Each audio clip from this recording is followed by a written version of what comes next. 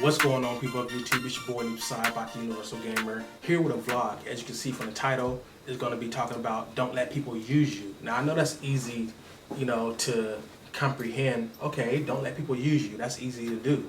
Sometimes you get used without knowing that you're getting used. Sometimes you get used and you know that you're getting used, but you're trying to be nice, so you're helping this person out. Sometimes you get used and that person don't know that they're using you. Sometimes you get used and they do know that they're using you. Sometimes you get used by somebody and they know that they're using you, and they know that you know that they're using you, but they know that you're a nice person, and that all they gotta do is get mad if you say no, and you're gonna feel bad, so you're gonna continue to let them use you.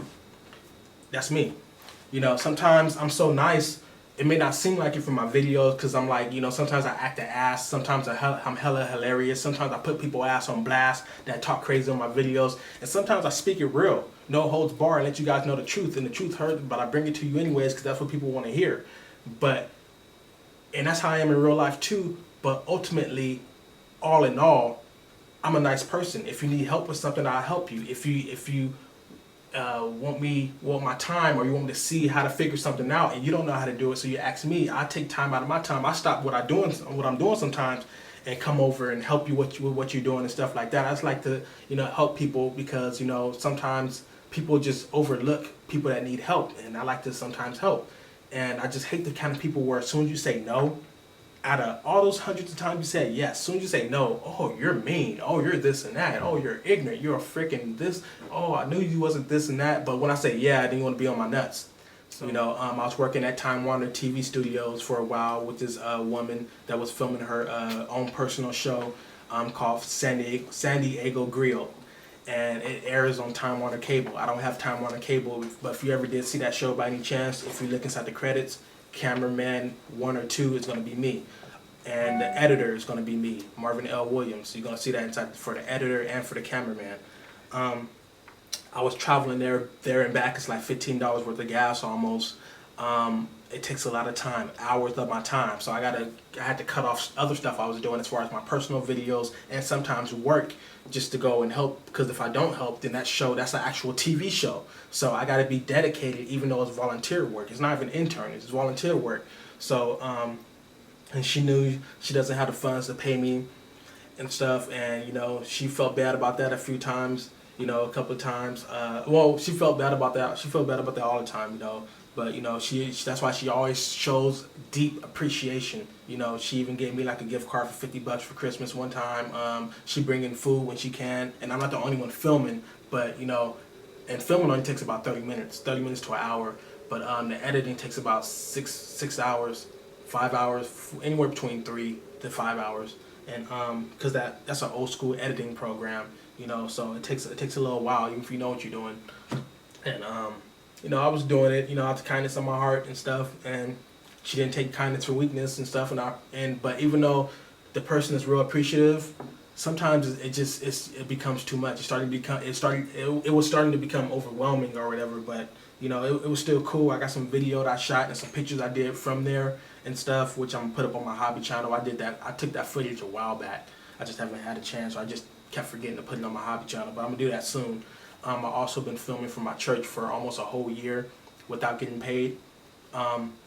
They said once we get inside our bigger building, they're going to be able to pay me and stuff like that. But for now, they don't got the right amount of funds to be paying me any money, especially how much money they want to pay me. They just don't got that amount or whatever. So I've been filming. I've made their own YouTube channel. I've been filming, making trailers and stuff, and nice little videos and stuff for the church and stuff. And I'm not, with that in particularly, I'm not really tripping off that, because I mean that's work for God. So God been blessing me. Think about from a year ago to now, look how much stuff I acquired. Look at the stuff I got. So that's work for God. I'm automatically gonna get blessings. So he already been paying me. Whether it's physical money, it don't always have to be physical money. It can be blessings. So I mean, so I've been getting blessings, but don't get it twisted. I can use like $250 every Sunday for filming. I can use that. Even $150. That can be used. That's bills right there. Shoot, are you bullshitting? But no, I've been getting blessings from God, and I'm happy. But I still want them to know that because sometimes.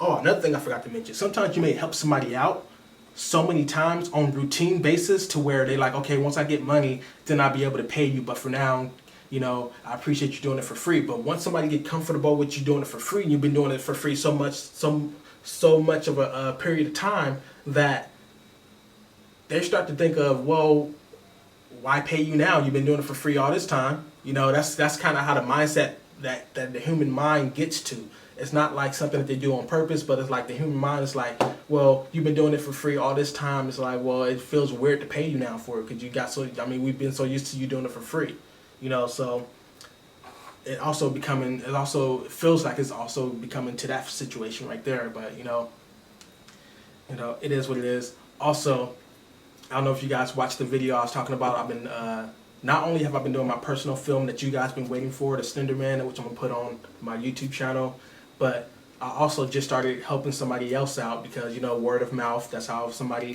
found out about I be filming, just like the woman from San Diego Griot from Time Warner. She'd been on my pastor for years, and she came to the church a few times. She was saying she needed a camera person. If she knew somebody, my pastor contacted me and said, you know, he films and stuff, and I talked to him. Same thing with this film. You know, this film is not going on YouTube. This film is going inside 4 film festivals, 2 different countries, or 3 different countries, or 2 different countries actually. And it's going to go eventually inside the movie theaters. The movie is called Animus, Animus, and the director is Ray. You know, I don't know if you can look it up some kind of way on Google or something, but if you look it up, you'll see probably the artwork will pop up. You know how some movies inside movie theaters, when you go to the movie theaters, it has like the artwork on the wall, and it has like the little art, and then it has the people inside the movies. If you look at that, you see Emily Films, as far as one of the camera people, the you know, cinematographer, Emily Films. So I'm inside there. So with that, that's been irritating me for a while. First off, it started off cool, you know, we did a little meeting, I met the director, you know, he's my age, and we talked, and he said, okay, he's working on this film. He went to film school and stuff like that, but we talked about that too. He said, I got the same amount of experience as him, and he went to school and I didn't, you know, we was laughing about that, but, so he'd been on a set, while he's been going to school and stuff, he's been on sets of Transformers. He's been on a set working and making money, actually, on Transformers, on, I forgot what other movies he said. There's some real good blockbuster movies, which I know you guys know of, but I just can't think of it right now. It's on the tip of my tongue. But Transformers is the main one that stood out. It's Expendables. What's it called? Expendables? Not Expendables, but what's the cartoon movies? What's that cartoon movies? Incredibles, yeah, he was on the set of the Incredibles animated cartoon. So we had a meeting. He told me there's going to be him directing and his co-director. His co-director is going to be 2 cinematographers, me and his co-director. Tell me why I'm the only one that's been filming this whole movie. Me. Tell me why when we drove almost like it was close to LA to look at some of the sets and stuff like that, they made sure that I came. They was like begging me, can you come along and go with us to some of these sets we're gonna film at? And they was happy that I came. They're like, we happy that you came because we really depending on you to set up each shot. I'm like, whoa, well, thanks for putting all the burden on me. I mean, I didn't know I was gonna be this important inside this film, and he's really been relying on me to do all the shots. You know, even simple stuff. Like one day he called me and said, could you come and meet us at, you know, such and such place so we can do this 10-minute shot? You know, I'm like, well, I think I can. He was like, well, if you can't, then it'd be okay, or whatever. I'm like, well, if you really need me, then I'll come. He's like, well, yeah, I'd rather you film. You know, and the way he said it is like, I don't want nobody else to film. I really, really want you to film. I trust what you do, you know. But he obviously don't trust what I do that much because, you know, one day, and this almost made me not want to film and pull myself out of the production. I didn't sign no contract yet, so I can do that. But the contract I'm gonna be signing in a few days if I do accept the contract. But his EP, executive producer, in this case you don't know what an EP is hella irritating. This dude, and first of all, his EP is a freaking photographer. How the hell is your executive producer on a movie a photographer? He don't know anything about filming. He's the main one we're supposed to be using equipment from. This dude has only one Canon 5D Mark III. And I was told that we're going to be shooting on 2 Canon 5D Mark IIIs, but we're only using 1 Canon 5D Mark III. One battery. We ran out of battery one time. We almost ran out twice because this dude is a photographer, not a videographer. So one battery. This dude has a 100 to 300 millimeter lens because he does photos. That's not used for movies unless you're trying to pull off one little shot that you're trying to do a certain look to. He has no cinema lenses. He has a Tamron 24 to 70 millimeter lens, which is the cheapest brand you can buy. It looks good because it's on a Canon 5D Mark III and it costs a lot, but versus where the hell is your cinema lens at? Where's your 50 millimeter f1.4 lens at? Where's your, where's your 35 millimeter lens at? You know, where's your cinema standard lens? Where's your 50 millimeter lens at? Where's your L lens at? That came with your camera, unless you only brought the body only. I mean, where's your 24 to 50 L lens? I mean, where is it at? I mean, you can't. How the hell are we gonna shoot a movie on a Tamron 24 to 70? But that's what we've been shooting on. It looks good because it's on, like I said, it's on a full frame Mark III. You know, 5D Mark III. That camera gonna make any lens look good. But if you use the correct lens, it's gonna look real good. So this dude, being a photographer, he was irritating me. He was all over my shoulder. Each shot I set up, he didn't even know how to use his own camera when it came to filming. Oh man, how did you do that? I don't even know how to get to that setting. Dude, how long do you have this camera? Oh, well, about a few years. Oh, like the Mark III came out. He had the Mark II for about 5 years, then he got the Mark III. But something amount of years he'd been using Mark IIs and Mark III or whatever all together. So, and I only been learning how to use this camera for a week because I didn't know how to use a Mark III and stuff, or 5D, you know, until once he told me we were going to be using 5Ds, I looked it up and I found out how to go to each setting and how to do different stuff. So one thing that was irritating me with him is that he was trying to be a director. You're not a director. You're an executive producer. You kind of direct, you kind of talk to the director a little bit about certain stuff that's going on in the scene, but you don't be over the cinematographer's shoulder talking about, like I was setting up this one shot where I had the light shining down over the actor and it was casting shadows on purpose on his face while he's looking in the mirror, staring off in the mirror, like with that little gaze in the mirror. And the only equipment they had was a glider. I'm gonna get to that in a second, but they had a glider and I was like gliding towards him like that because that's what the director wanted. And I had the light lit like that. He was asking me, why is it not fully lit?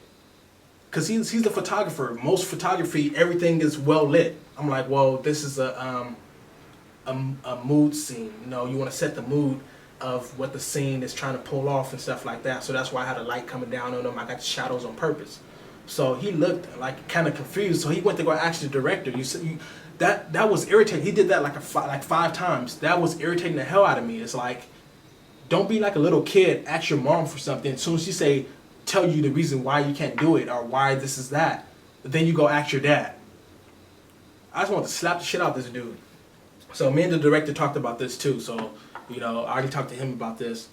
But it's like every single shot we did and everybody in the whole room was trying to play director. You know, I had to tell everybody, look, there's only 2 directors, the director and the co-director. Everybody else needs to stop trying to be a director. The only reason why I say something about each shot is because I'm filming, you know, and Ray is looking for me to pull off certain shots, so that's why I give my opinions. And he was doing a lot of rookie moves and stuff like that, showing that this is his first film.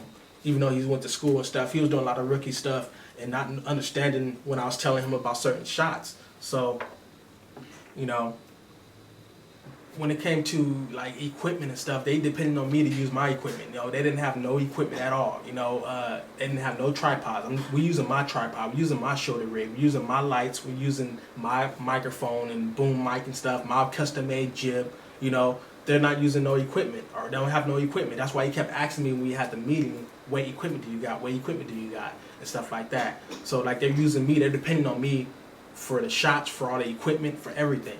You know, are they using me on purpose? Well, if I'm getting paid for this, then I don't care. But, you know, if they're going to be using all my equipment, I need to be getting paid a little bit more. A little percentage, a little bit more, you know. But payment isn't guaranteed. So, you know, and that's what pretty much the contract I'm going to sign, if I do decide to sign it, is I think it may be saying that payment isn't guaranteed. But, you know, because we're working on a budget, you know, he's working on a Kickstarter as well.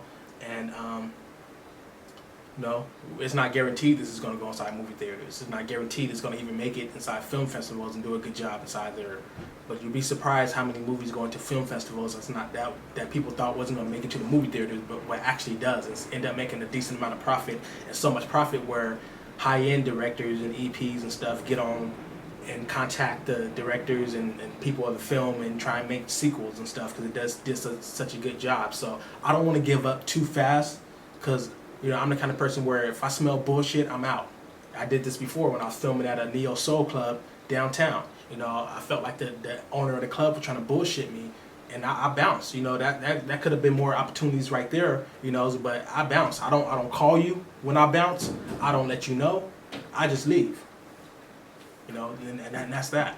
You know, I don't explain myself. I just leave it up to you. You should know why I left. You know, like, don't feel bad to say no. You know, if you want to say no, don't let somebody be like, even if they do say this and say that, don't let that make you feel bad. You know, sometimes I had to say no to give people money. Like, I didn't even have the money, but they assuming that I have the money because they looking at, you know, my house. They looking at how much games I got. They looking at, dude, I just paid all my damn rent. I just paid all my damn bills. Just paid my tithes. I don't have no damn money. But you steady asking me for money, talking about I'm lying, and then trying to say, oh, money is root to all evil and stuff. I understand and stuff like that and blah, blah, blah. And you know, everybody is, you know, like that when it comes to their money. I'm like, dude, I do not have the damn money. And even if I did, I wouldn't give it to your ass because look at how you acting. You know, it's like, as soon as you say no to somebody, they get mad. As soon as you allow them to use you, you know, they take advantage. Sometimes they, like I said, sometimes people know that they're using you. Sometimes they don't know. Sometimes they, you know, it all depends. It's tricky.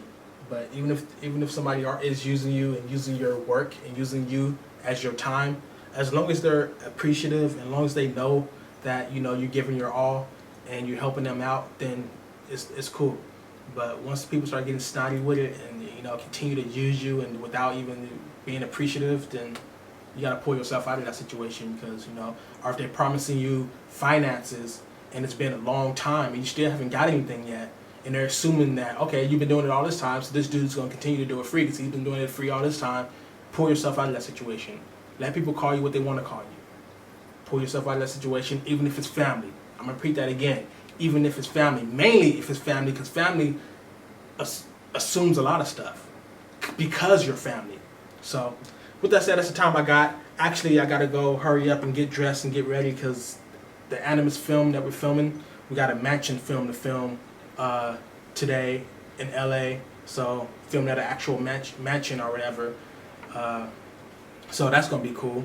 So, with that said, let me see what time it is. Yeah, I got to get ready to go. So, with that said, it's been your boy, Deep Side, about the Universal Gamer. Just wanted to get something off my chest or whatever. And, you know, let you guys feel what I'm not really what I'm going through, but you know, if I'm got something in my mind that I feel that I need to talk to, I let my fans know what I'm doing and what I'm going through. Let you guys know I'm human as hell.